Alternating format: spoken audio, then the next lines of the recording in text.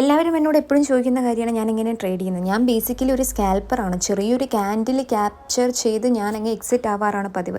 ഇന്ന് അദാനി എൻ്റർപ്രൈസസ് അതുപോലെ തന്നെ എന്ത് ബുള്ളിഷ് ആയിട്ടുള്ളൊരു സ്റ്റോക്കാണ്. ഞാൻ അതിൻ്റെ ഒരു സെൽ സൈഡിലേക്ക് ഒരു ക്യാൻഡിൽ കണ്ടതുകൊണ്ടാണ് ഞാൻ സെൽ സൈഡിലേക്ക് ട്രേഡ് എടുത്തത്.